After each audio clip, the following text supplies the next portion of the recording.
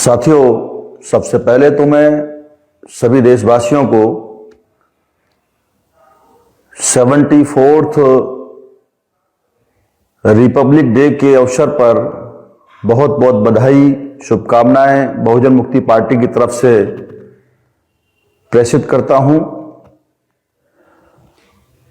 आज से 73 साल पहले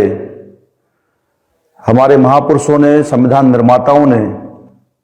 बाबा साहब अम्बेडकर ने इस गणतंत्र दिवस 26 जनवरी 1950 को देशवासियों को भारत का संविधान सुपुर्द किया, आज से लागू हुआ। और जब से सत्ताधारी पार्टी शासक जातियों की मुट्ठी भर लोगों की क्रमशः बनी है, तब से लोकतंत्र की हत्या होने का काम चालू है। संविधान प्रदत्त जो मौलिक अधिकार है नागरिकों के, उन मौलिक अधिकारों का हनन करने का काम शासक जाति के लोग जो सरकार में बैठे हुए हैं उनके द्वारा निरंतर होता चला आया है और आज भी हो रहा है। जिस तरीके से आर्टिकल 19 जो लोगों का मौलिक अधिकार है, freedom of speech and freedom of expression का अधिकार, उसको तत्कालीन कांग्रेस सरकार में भी रोकने का काम होता था। और आज वर्तमान में जो बीजेपी की सरकार है, जो आरएसएस द्वारा संचालित सरकार है, इसके द्वारा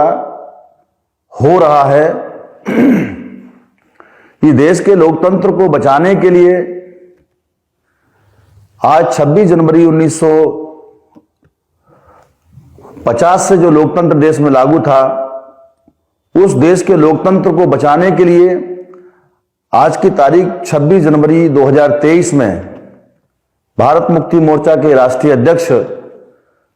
माननीय वामन मेश्राम जी के द्वारा ईवीएम भंडाफोड़ परिवर्तन यात्रा कन्याकुमारी से लेकर के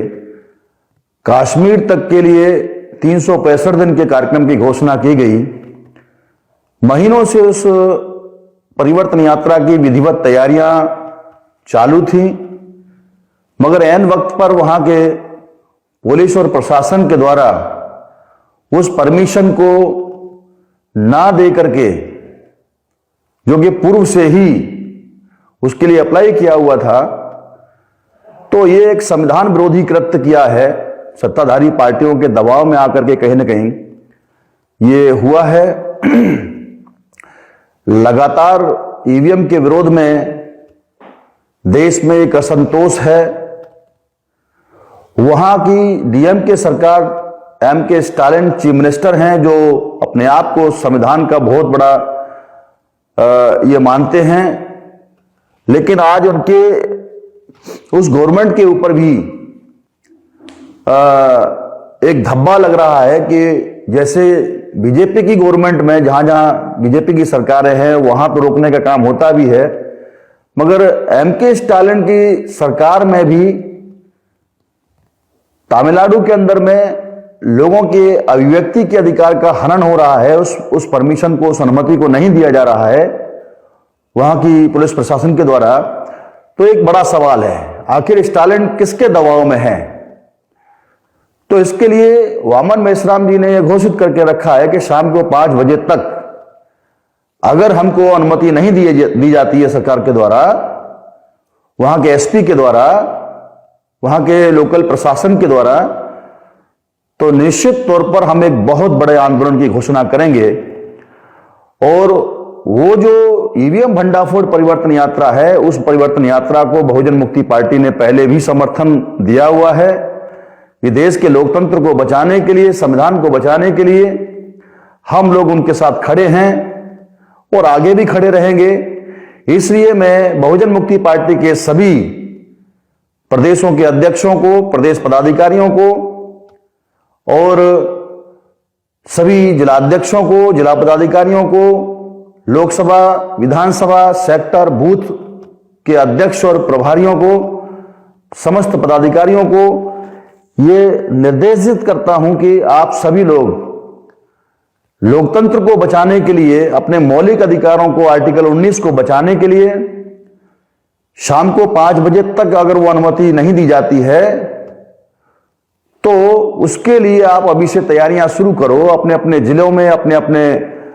पास पड़ोस में जो भी हमारे महापुरुषों का, बहुजन मूल निवासी महापुरुषों के